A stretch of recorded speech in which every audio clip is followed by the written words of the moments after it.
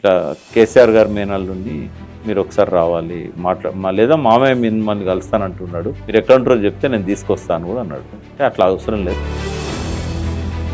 So బాగా అర్థం చేసుకున్నాడు తెలంగాణను, రోడ్ మ్యాప్ తయారు చేసుకున్నాడు.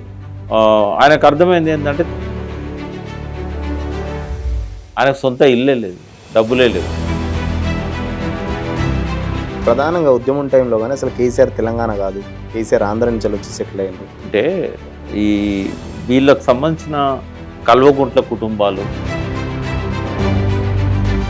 రాత్రి బాగా తాగుతాడు, పొద్దున లేవాడు, మీరేమో 17 గంటలు 18 గంటలు నాతో చర్చించేదని మీరు అంటున్నారు. మరి ఎందుకు కేసీఆర్కి ఆ పేరు ఎందుకు వచ్చింది? మీరు తాగితే కేసీఆర్ లాగా తాగండి అంటే ఆంధ్ర వాళ్ళ కుట్రల్లో పడతారు, రేవంత్ రెడ్డి కుట్రల్లో పడతారు, కాంగ్రెస్ కుట్రల్లో పడతారు. అట్లా పడే ఇప్పుడు మళ్ళీ అధికారాన్ని వదిలించి వాళ్ళకి ఏది మంచో ఏడ్చాడో కూడా ఉండదు. ఇంకొకటి ఉద్యమం టైంలో కూడా జయకిశంకర్ సార్ని కాలుతోంది అన్నిండు అని చెప్పేసి కూడా ఒకటి బాగా చర్చ జరిగింది. నేను సార్నే అడిగిన, ఆయన సార్ చాలా పట్టుదల మనిషి. సార్ని ఒక్క మాట అంటే కూడా మన ఏళ్ళతోని మన కన్నును పొడుస్తాడు ఆంధ్ర వాడు అని అంటే.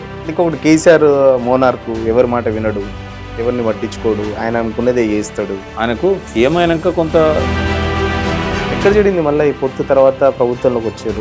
ఈ 2 దిక్కుల అధికారంలోకి వచ్చినాక రాజశేఖర రెడ్డి వీళ్ళని క్యాబినెట్ లో పెట్టి క్యాబినెట్ దృష్టి తీసుకురాకుండా పోలవరం పులిచిన తర్వాత ఎక్కడ కోదండరాంకు కేసీఆర్కి ఎక్కడ చెడింది? ఆ నినాదం ఇచ్చింది కేసీఆర్, రూపొందించింది.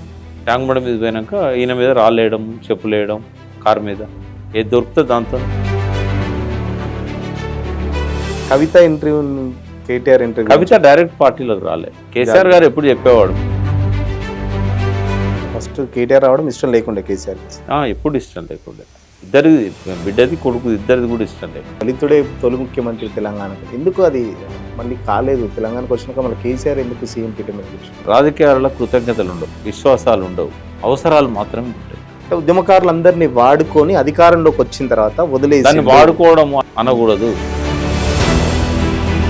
చట్టాన్ని ఉల్లంఘిస్తారు, రాజ్యాంగాన్ని ఉల్లంఘిస్తారు, డబ్బు పెట్టద్దంటే పెడతారు, అవసరమైతే మర్డర్స్ కూడా చేస్తారు. పాలిటిక్స్ అట్లే ఉంటాయి. చాలా మంది ఈ మధ్యలో ఉన్న వాళ్ళు ఏమంటే కేసీఆర్ మారిపోయిండు, కేసీఆర్ని దూరం చేశారు జనాలకు అంటే పవర్ సెంటర్ కు దగ్గర ఉన్న వాళ్ళ మీద ఎప్పుడు అటువంటి ఆరోపణలు వస్తాయి. నేను కూడా ఒకసారి అన్నా, కాళేశ్వరం 1,00,000 కోట్లు మొత్తం కాలిపోయినాయి. ఇవాళ ఏంటంటే రేవంత్ రెడ్డి ఎప్పుడు అప్పుల గురించి మాట్లాడతారు కదా, ఆయన పెంచిన సంపద గురించి మాట్లాడు. 62,000 కోట్ల ఆదాయాన్ని బుద్ధి లేదనేది. అందుకే వాళ్ళకి నచ్చకపోతే చాలు కేసీఆర్ మీద అడ్డమైన బూతులు మాట్లాడు. కేవలం మా సంక్షేమ కార్యక్రమాలు, సంక్షేమ పథకాలు ఓటేస్తే మేము గెలుస్తాం గుడ్డిగా నమ్మిండి. ఎలక్షన్ టైంలోనే కాళేశ్వరం కూలిపోవడం కూడా ఒక పెద్ద మైనస్ అయింది కదా. అది కూలిపోయిందా కూల్చిందా మనకు తెలియదు.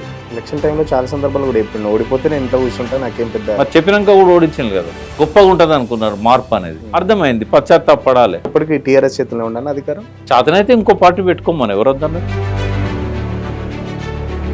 మీకు దేవుడు ప్రత్యక్షమై వరం అడిగితే ఏం అడుగుతారు అంటే ఈ జనానికి జ్ఞానం ఏమని అడుగుతా అని చెప్పాను. నాకు కూడా కోపం ఉన్నది చాలాసార్లు, నాకు కూడా కలవలే. అన్నంత మాత్రాన ఆయన మంచిని నేను క్రిటిసైజ్ చేయాలన్నా. ఇంకోటి ప్రధానంగా ఈ టీఆర్ఎస్ బీఆర్ఎస్గా మారడం కూడా ఏదన్నా అంటే తొందరపాటు, అది కేసీఆర్ గారు తొందరపాటు. ఎందుకంటే మీరేమో మోడీ రానికుండా చేస్తున్నట్టు, మరి కాంగ్రెస్ వాళ్ళు ఏమో బీజేపీకి బీ టీమ్ బీఆర్ఎస్ అని చెప్పేసి థర్డ్ క్లాస్ మాటలప్ప. ఈ కాంగ్రెస్ లో మెచ్యూరిటీ ఉన్న నాయకుడు ఒక్కడు కూడా లేడు. ఇప్పుడు రేవంత్ రెడ్డి కూడా ప్రధానంగా చెప్తుండే వచ్చే 5 ఏళ్ళు నేనే సీఎం ఉంటా, ఫామ్ హౌస్ కే పరిమితం చేసి. ఎవరు వద్దన్నారు? మొన్న పార్లమెంట్ లో గుండు సున్నా తెప్పించిన. ముఖ్యమంత్రి ఎవరు ఉంటారు అనేది 2 months తర్వాత మాట్లాడు. ఇంకొకటి కేసీఆర్ ఎప్పుడు అరెస్ట్ అవుతాడు? ఎందుకు అరెస్ట్ కావాలి? కేసీఆర్ 2 పెద్ద స్కామ్లు అని చెప్పేసి వాళ్ళు అన్నంత మాత్రాన స్కామ్లు అయితే. ఇప్పుడు తీన్మార్ మల్లన్న కూడా ఈ మధ్యలో కొంచెం బీఆర్ఎస్ కు దగ్గర అవుతుండు అని అంటారు. ఇంకొకటి బీసీ వాది, ఆయన ఎవరి దగ్గర కాదు, ఎవరి దూరం కాదు. ఆయన ముఖ్యమంత్రి కావాలనుకుంటుండో, ఆయన బీసీలను ఐక్యం చేయాలనుకుంటాడు. ఎట్లా ఉండబోతుంది 2028లో? ఎవరెవరికి ఉంటుంది పోటీ? ఎట్లా చెప్పగలుగుతాం? బీజేపీ కూడా ఒకటే చెప్పగలుగుతాను, కాంగ్రెస్ అయితే అధికారంలోకి రాదు.